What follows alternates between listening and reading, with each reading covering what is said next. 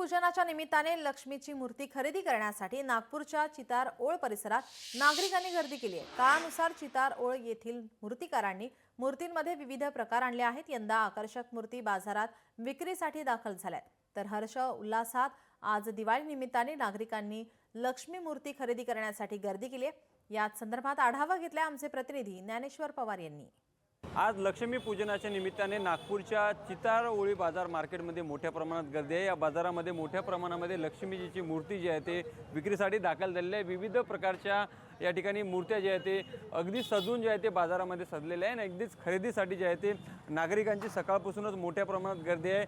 आज लक्ष्मीजीची मूर्ती खरेदी करून पूजेसाठी घरी नेण्यात येत असते आणि त्याच अनुषंगाने जर आपण पाहाल तर या ठिकाणी अनेक लोक सहकुटुंब जे आहेत या ठिकाणी मूर्ती खरेदीसाठी दाखल झालेले। आपल्यासोबत काही या ठिकाणी नागरिक आहेत, त्यांच्याशी बोलण्याचा प्रयत्न करूया।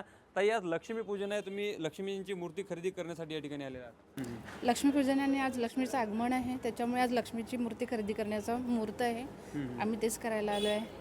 या निरनिराळ्या मूर्त्या आहेत, ज्याच्यामध्ये साळू मातीच्याही आहे, मातीच्याही मूर्त्या आहे। पण आपल्याकडे मातीच्या मूर्तीची पद्धत जास्त असल्यामुळे आपण मातीच्याच ह्याच्यात घेतो, कारण की त्यांचं विसर्जन हे नैसर्गिकरित्या आपण करू शकतो आणि प्रदूषणाला पण टाळू शकतो। मनोभावे पूजा अर्चना करण्यासाठी आज विविध प्रकारच्या ज्या मूर्त्या आहेत ते नागरिक खरेदी करून आपल्या घरी नेत असतात। त्यासाठी सकाळपासूनच गर्दी जी आहे ते चितारोळी बाजारामध्ये पाहायला मिळत आहे।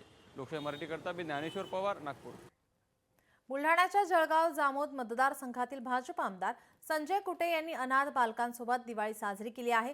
स्वर्गीय श्रीरामजी कुटे फाउंडेशन मार्फत गेल्या अनेक वर्षांपासून ते गोरगरीब अनाथ बालकांसोबत दिवाळी साजरी करतात। आजही त्यांनी त्यांच्या मतदारसंघातील शेकडो अनाथ बालकांना कपडे आणि मिठाईचे वाटप करून दिवाळी साजरी केली आहे।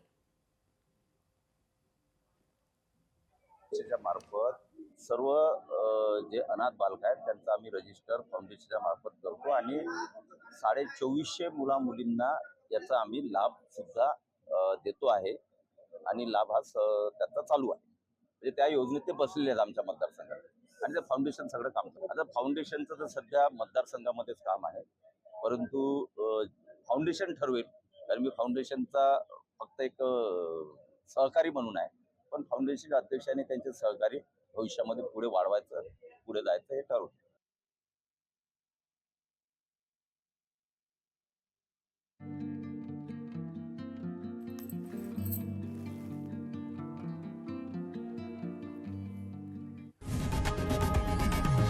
लोकशाही मराठी ऐका, पहा, जागरूक रहा।